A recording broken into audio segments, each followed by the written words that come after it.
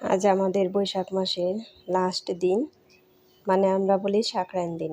এই সংক্রান্তি দিনেই আমাদের মা কালীকে আমদুধ দিতে হয়। আর আমাদের সংসারে যে কত কিছুই লাগে তা বলে শেষ করা যায় না। নমস্কার বন্ধুরা, এলার লাইফস্টাইল চ্যানেলে গুড মর্নিং সবাইকে। কেমন আছেন সবাই? আশা করি ভগবানের কৃপায় অনেক ভালোই আছেন। আমিও তো অনেক ভালো আছি। এই যে আজকে আমাদের মা কালীকে আমদুধ দেওয়ার দিন, তার জন্য আপনাদের দাদা আম, কাঁঠাল, লিচু সব কিছুই রেডি করে নিয়েছে। আমি দিতে পারবো না, এই জন্য আপনাদের দাদাই দিচ্ছে। এমনিতেও পূজা আপনাদের দাদাই দেয় প্রতিদিন। ওই যে ফল টল দিয়ে তারপরে দুধ দিয়ে দিল, দেওয়া হয়ে গিয়েছে। এখন আমি ওই প্রসাদগুলোই খেয়ে নিচ্ছি। আর এই প্রসাদগুলো যে ছোট সময় কত ভালো লাগতো তা বোঝাতে পারবো না। আমরা যখন ছোট ছিলাম তখন আমাদের বাড়ির উপর দিয়ে যে মা কালীকে আমদুধ দিতে যেত, তখন তাদের সাথে সাথেই যেতাম প্রসাদ খাওয়ার জন্য। তখন কাঁঠাল পাতার খিলি বানিয়ে ওই খিলিতে করে আমরা প্রসাদ খেতাম। তখন যে কত আনন্দ ছিল, আর সেই আনন্দ যে আজ কোথায় চলে গেল। এই যে এইখানে আমি আবার রান্না করতেছি, রান্নার সব কিছু রেডি করে নিয়েছি একসাথে। এখন আমি চচ্চড়ি রান্না করছি। চচ্চড়িটা রান্না করছি গুঁড়া মাছের, একদমই গুঁড়া মাছের। এই চচ্চড়িটা তো খুবই টেস্ট হয়, আমার তো খুবই ভালো লাগে। আলু, পটল, বেগুন এগুলো দিয়ে চচ্চড়িটা রান্না করছি। ইলার লাইফস্টাইল চ্যানেলে আরেকটা নতুন ডেইলি ব্লগ নিয়ে চলে আসলাম আপনাদের জন্য। আরেকটা লাইক দিয়ে আমার ভিডিওটি কন্টিনিউ করবেন। আপনাদের একটা লাইকে আমার ভিডিওটিকে এগিয়ে যেতে সাহায্য করবে। আর ভিডিওটি স্কিপ না করে পুরোটাই দেখবেন। আশা করি ভগবানের কৃপায় ভালোই লাগবে। গল্প করতে করতে আমার চচ্চড়িটা হয়ে গিয়েছে। এখন ভেজে রাখা মাছগুলো দিয়ে দিলাম। এখন এনে নাড়াচাড়া করে আর একটু জাল দিয়ে জিরে গুঁড়ো দিয়ে নামিয়ে নেব। এখন এই যে মিষ্টি লাউগুলো ভেজে নিব, এগুলো মশলা দিয়ে ভালো করে আগে মেখে নিব। লবণ, হলুদ আর একটু ধনে গুঁড়ো দিয়ে ভালো করে এখন এই যে মেখে নিব। তারপরে মিষ্টি লাউগুলো ভেজে নিব। কড়াই বসিয়ে দিয়েছি, এখন তেল দিয়ে দিব। তারপর কালো জিরে সম্বার দিয়ে 1 চামচ চিনি দিয়ে দিব, কারণ মিষ্টি লাউতে একটু চিনি না দিলে মিষ্টি লাউয়ের টেস্ট ওঠে না। মিষ্টি লাউ যতই মিষ্টি হোক, একটু চিনি না দিলে কোনো টেস্টই ওঠে না। আর এই যে মেখে রাখা মিষ্টি লাউগুলো দিয়ে দিলাম। এখন আমি এগুলো ভালো করে ভেজে নিব। এই মিষ্টি লাউটা খুবই টেস্ট ছিল। মিষ্টি লাউটা আমার খুবই ভালো লাগে। আপনাদের কার কার ভালো লাগে মিষ্টি লাউ ভাজা কমেন্ট করে জানাবেন। তো আমার মিষ্টি লাউ ভাজা রেডি। রান্নাবান্না শেষ করে আবার একটু বাজারে গিয়েছিলাম কিছু কেনাকাটা করার জন্য। বাজার করে এসে আর একটু ভালো লাগছিল না গরমে। তারপরে ভাবলাম যে একটু আইসক্রিম খেয়ে নিই। এই আইসক্রিম আমি আগে খাইতাম না, মানে ফ্রিজের এই সব খাবার আমি খাইতে পারতাম না, এই জন্য খাইতাম না। কিন্তু এবছরের যে গরম পড়ছে, এই গরমে আর সহ্য হচ্ছে না, এই জন্য যে একটু খেয়ে নিলাম আইসক্রিম।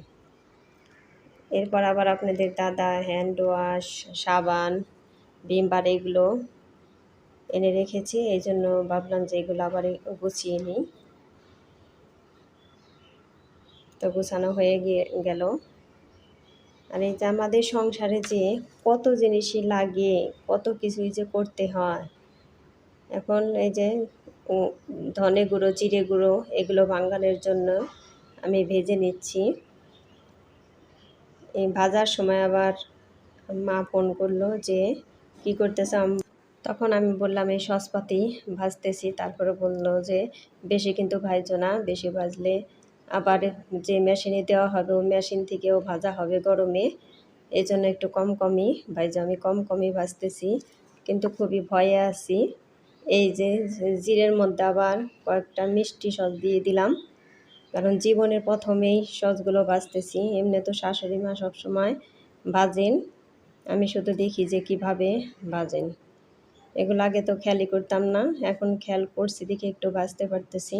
তারপরে এই যে ধনে গুঁড়োর জন্য ধনে সস এগুলো ভেজে নিচ্ছি। তো ভাজা হয়ে গিয়েছে, এগুলো এখন আমি একটু ঝেড়ে নিব, কারণ এর মধ্যে অনেক ময়লাই থাকে। তারপর চিন্তা করতেছি যে এগুলোর গুঁড়ো কীরকম হবে।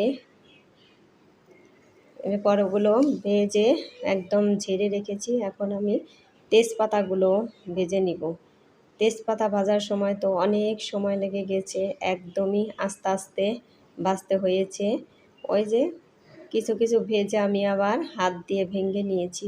ভেঙে নিলে পরে আবার গুঁড়োটা ভালোভাবে হবে। এজন্য ওই যে উল্টায় উল্টায় দিচ্ছি হাত দিয়ে ধরে ধরে, তা না হলে বেশি জোরেও জাল দেওয়া যায় না, বা একদমই আস্তে আস্তে দিতে হচ্ছে। আর আমি এই সব কাজ কিন্তু রাত্রিতে করতেছিলাম, দিনের সময় ছিল না, এই জন্যে এই সসগুলো রাত্রিতেই ভাজতেছিলাম। জিরের মধ্যে তেজপাতা পরিমাণ মতো দিয়ে দিলাম, এখান থেকে রেডি করে দিচ্ছি, কাজে ওই জায়গা নিয়ে যাতে ঝামেলা না হয় ভাঙানোর সময়।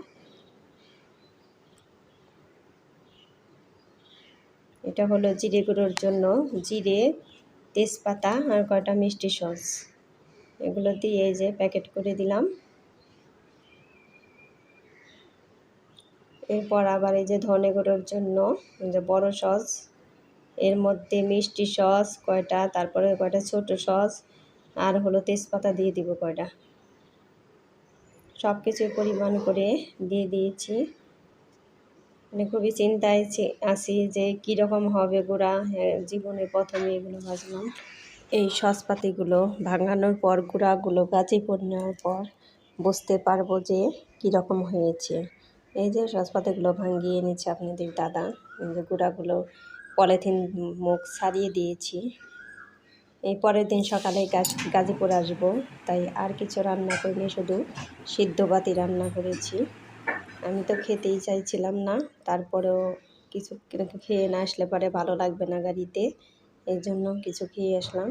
এই ব্যাগটা গুছিয়ে নিলাম, সব কিছু গুছিয়ে নেওয়া হয়ে গিয়েছে। এখন এই যে নিচে কাঁঠাল, তারপরে আলু, পেঁয়াজ, লুডোর বোর্ড, একটা ব্যাগ, আর অনেক কিছুই, এগুলো নিয়ে যাব। ডাল, সসপাতির গুঁড়া, শুকনা মরিচ, সব কিছুই নিয়ে যাব।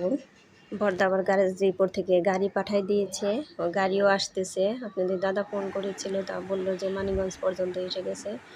ওই যে আমি আবার ওষুধ খেয়ে নিচ্ছি, কারণ এইসব গাড়িতে আমি চড়তে পারি না, খুবই খারাপ লাগে। এই জন্য আপনাদের দাদা আবার ওষুধ এনে দিয়েছে। ওই যে গাড়ির ড্রাইভার সব মালামাল নিতেছে, একবার নিয়ে রেখে আসলো, ওই যে আরেকবার নিতে আসছিল, নিয়ে যাচ্ছে। তো এখন আমরাও যাব, আমাদের খাওয়া দাওয়া সব কিছুই রেডি। এখন এই যে যাচ্ছি।